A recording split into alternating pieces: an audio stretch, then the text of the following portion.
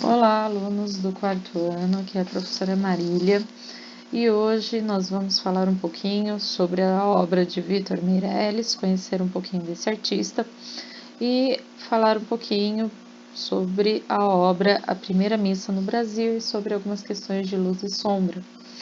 Então, Vítor Meirelles, o nome dele era Vítor Meirelles de Lima, ele nasce em 1832 e vai falecer em 1903. Ele nasce numa cidade chamada Desterro, que hoje é a cidade de Florianópolis, na capital de Santa Catarina.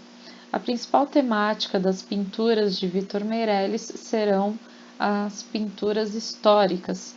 A obra que mais vai marcar a carreira de Vítor Meirelles vai ser a obra A Primeira Missa no Brasil, que é a obra que nós iremos falar um pouquinho hoje.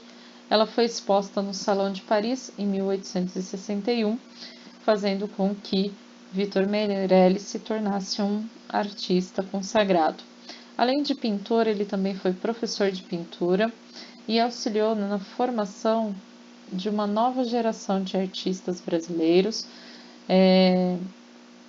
Entre as principais obras de Vítor Meirelles, nós podemos destacar Combate Naval de Riachuelo, Passagem de Humaitá e Batalha de Guararapes e Juramento da Princesa Isabel. Então, a obra que nós vamos trabalhar hoje é A Primeira Missa no Brasil. Ela foi feita em 1860, é um óleo sobre tela, um quadro bem grande, né, de 2,68 metros por 3,56 metros, e hoje ele está no Museu Nacional de Belas Artes. Essa obra, nós podemos ver que é uma obra que a gente chama de idealizada, ou seja, é uma obra na qual o artista imaginou como pode ter sido, porque ele não presenciou a primeira missa no Brasil. Aqui a gente está falando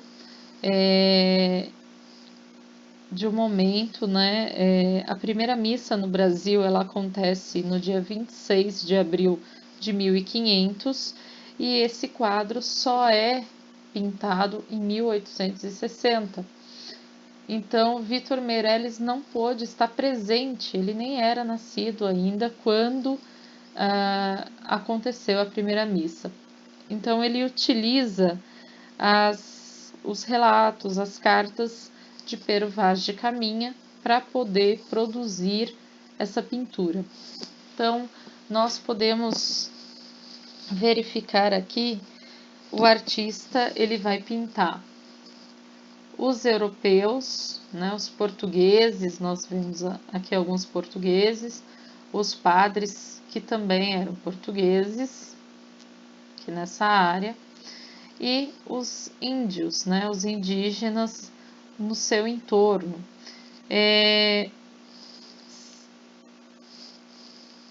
Essa obra é uma obra que a gente vai dizer que ela foi realizada ao ar livre, né? Ela representa uma cena ao ar livre. Será que foi tão pacífico assim, né? Será que os índios estavam compreendendo o que estava acontecendo? Provavelmente não, porque o índio ele tinha outra crença, ele tinha ele acreditava em outras coisas que não eram as mesmas crenças que eram as crenças católicas, os preceitos católicos dos portugueses. Então, provavelmente, a cena foi bem diferente, não foi tão calma, tão pacífica assim.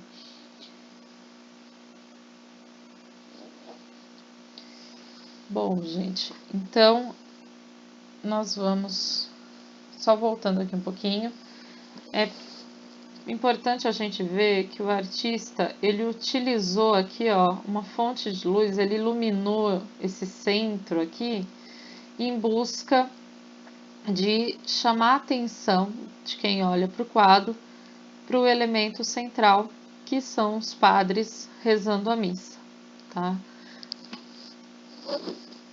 Luz e sombra, gente. A luz e a sombra, elas caminham juntas e elas são muitas vezes utilizadas para que a gente consiga dar uma profundidade no desenho, dar aquela ilusão de profundidade no desenho. O que é importante a gente lembrar? Que se eu tenho uma luz de um lado, a sombra vai estar do lado completamente oposto. Então, a cada vez que a luz muda de direção, a minha sombra também vai mudar de direção. Então, a nossa aula termina aqui. Aqui são as referências das imagens que eu utilizei e até a próxima aula.